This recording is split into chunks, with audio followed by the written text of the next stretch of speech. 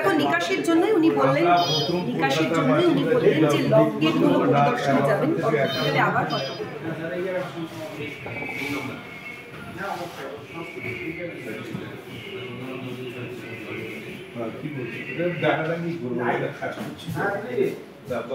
আমাদের 408টা সংস্থা আছে, ছুটি বন্ধ করে সব অফিসাররা চলে আসছে।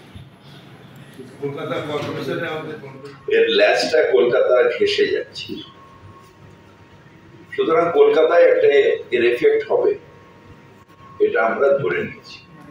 কোন পয়েন্টগুলোতে জল জমছে কিনা এগুলো দেখার জন্য মিলল না ওয়েদার।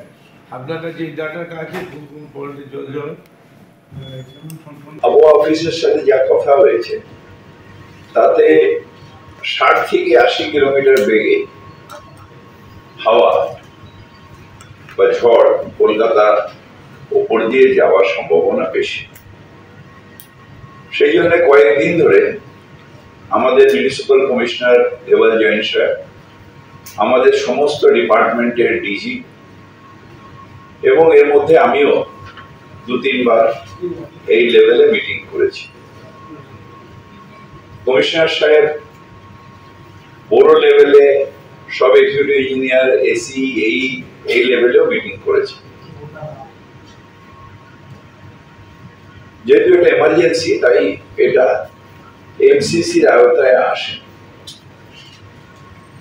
আমরা আমাদের পার্মানেন্ট লেবার প্রায় 13,000, আর আমরা পাকসান স্কোয়ারসের 3,338 জন, সোয়ারেজ এন্ড ড্রেনেজের 188 জন, সিভিলের 259 নিয়ে আর 13,000 নিয়ে প্রায় আমাদের 14,000 15,000 লেবার, প্রায় 15,000 লেবার আমরা রাস্তায় নামাচ্ছি এই দুর্যোগকে মোকাবিলা করার জন্য।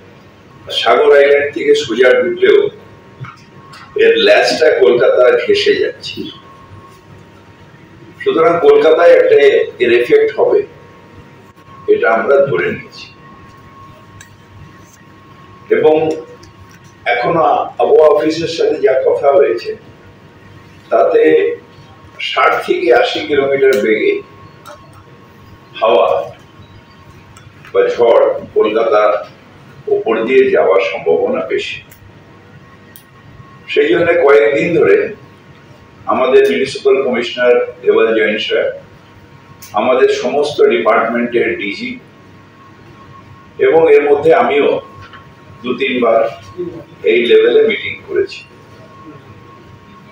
কমিশনার সাহেব বড় লেভেলে সব এক্সিকিউটিভ ইঞ্জিনিয়ার, এসি, এই লেভেলেও মিটিং করেছে। যেহেতু এটা এমার্জেন্সি, তাই এটা এমসিসির আওতায় আসে। আমরা আমাদের পার্মানেন্ট লেবার প্রায় 13,000, আর আমরা পাকসান স্কোয়ারসের 3,338 জন, সোয়ারেজ এন্ড ড্রেনেজের 188 জন, সিভিলের 259 নিয়ে আর 13,000 নিয়ে প্রায় আমাদের 14,000 15,000 লেবার, প্রায় 15,000 লেবার আমরা রাস্তায় নামাচ্ছি এই দুর্যোগকে মোকাবিলা করার জন্য। আমাদের আজকে রাত্রিরে হাই টাইড অর্থাৎ যে জোয়ার, সেটা আসছে 3টের সময়, অর্থাৎ আমাদের প্রায় 2টোর থেকে বা তার আগের থেকে আমাদের আর জল গঙ্গায় দিতে পারবো না। সেখানে আমাদের লক গেটগুলোকে ফেলে দিতে হবে, নাহলে উল্টে জলটা ঢুকে যাবে শহরে। সুতরাং আমাদের বৃষ্টিটাও খুব হেভি রেইনফল কলকাতায় হবে আজ এবং কাল, আজ রাত্রিরে এবং কালকে। সুতরাং সেই জন্য আমাদের প্রায় 480টা পাম্প আমাদের এসএনডি নিয়ে, গোয়া সাহেবের সিভিল নিয়ে, সব নিয়ে বলছি 4-5 ঘন্টা জল থাকবে। পড়ে গেলেই আমাদের অনেক টিভি চ্যানেলে আমি দেখেছি যে বৃষ্টি শেষ হচ্ছে না, তার মধ্যেই জল জমছে করে একটা হাহাকার। উই আর নট ম্যাজিশিয়ান, আমরা ম্যাজিশিয়ান নই। দিন রাত আমাদের লেবাররা কাজ করছে, আমাদের শ্রমিকরা কাজ করছে, আমাদের অফিসাররা কাজ করছে, এবং কলকাতার পরিষেবা আমরা যত তাড়াতাড়ি সম্ভব স্বাভাবিক করার চেষ্টা করব। সেই জন্য আমরা সব সময় সতর্ক যে কাজগুলো করবে পার্কসন স্কোয়ার এবং সিভিল মিলে আমাদের প্রায় 96টা আমাদের সব হাইড্রোলিক ল্যাডার 22টা, ডাম্পার 35টা, জেসিবি 7টা, জেট ক্যাম্প স্যাংশন মেশিন এগুলো সব আমাদের একদম রাস্তায় নামানো আছে। আমরা কিছু হেভি ক্রেন, যেটা আমাদের আগের আমপানের সময় যেটা হয়েছিল হেভি ক্রেন আনতে অসুবিধা হয়েছিল, সেই ক্রেনগুলো অলরেডি ডিপ্লয় করে দিয়েছি। সাগর আইল্যান্ড থেকে সোজা ঢুকলেও এর ল্যাচটা কলকাতা ঘেঁষে যাচ্ছে, সুতরাং কলকাতায় একটা এর এফেক্ট হবে, এটা আমরা ধরে নিয়েছি। এবং এখনো আবহাওয়া অফিসের সাথে যা কথা হয়েছে তাতে 60 থেকে 80 কিলোমিটার বেগে হাওয়া বা ঝড় কলকাতার উপর দিয়ে যাওয়ার সম্ভাবনা বেশি।